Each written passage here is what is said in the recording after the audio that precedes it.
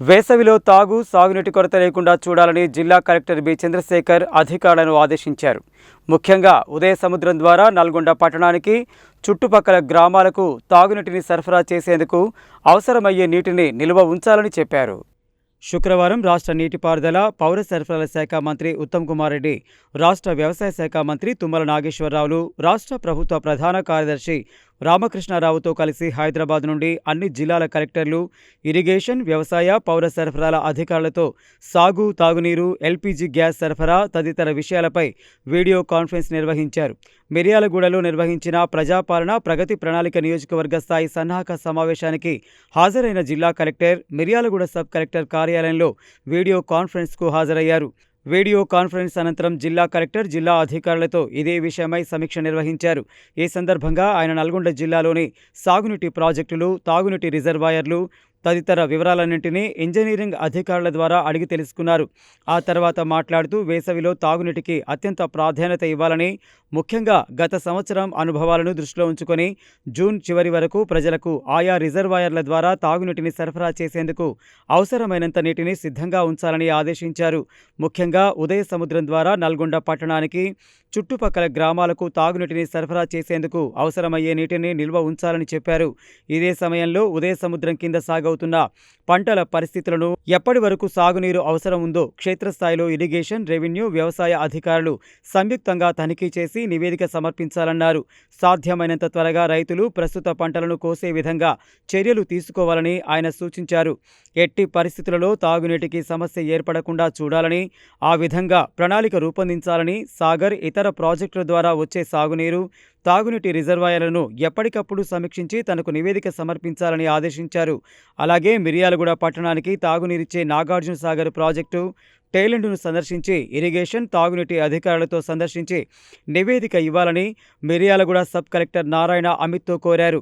ఆయా ప్రాజెక్టుల కింద ఎక్కడైనా భూసేకరణకు సంబంధించి సమస్య ఉంటే పరిష్కరించాలని, అలాగే పేమెంట్లకు సంబంధించిన వివరాలను సైతం సమర్పించాలని ఆదేశించారు. ఆయా ప్రాజెక్టుల కింద భూసేకరణకు గుర్తించిన భూములకు సంబంధించి వెంటనే సరిహద్దులను ఏర్పాటు చేయాలని, పెగ్ మార్కింగ్ లేదా కందకాలు తవ్వడం వంటివి చేపట్టాలని కలెక్టర్ సూచించారు.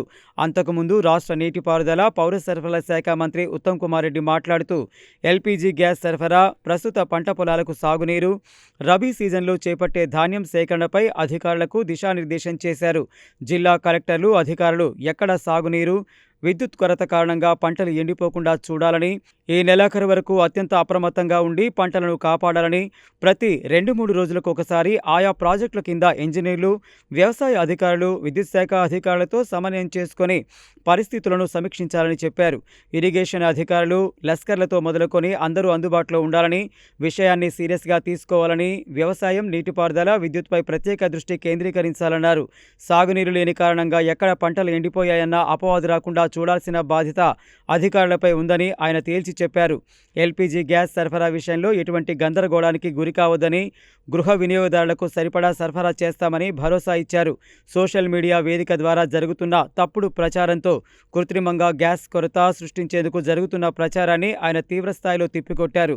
ఇటువంటి గందరగోళం ఏర్పడినందునే రోజువారీగా 72% బుకింగ్స్ జరుగుతున్నాయని, అయితే గృహ వినియోగదారులతో పాటు ఆసుపత్రులకు, విద్యా సంస్థలకు, వృద్ధాశ్రమాలకు, ప్రభుత్వ సంస్థలకు ప్రాధాన్యత క్రమంలో సరఫరా చేసేందుకు ప్రభుత్వం సన్నద్ధంగా ఉందని ఆయన తెలిపారు.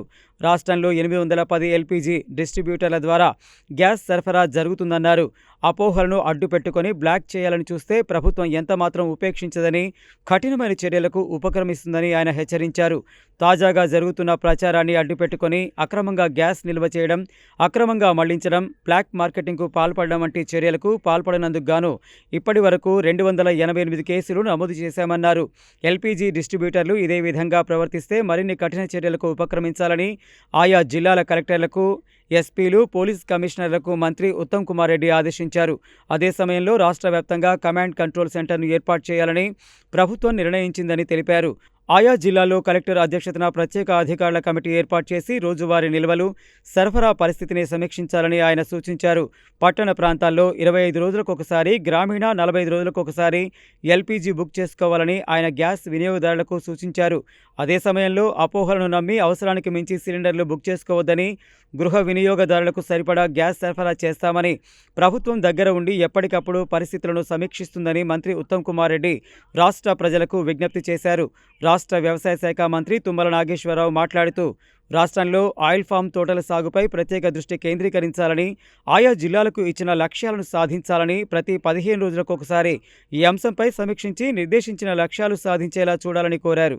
Miryalaguda sub collector Narayana Amit, irrigation, వ్యవసాయ, రెవెన్యూ, పౌర సరఫరాల తదితర శాఖల అధికారులు ఉన్నారు.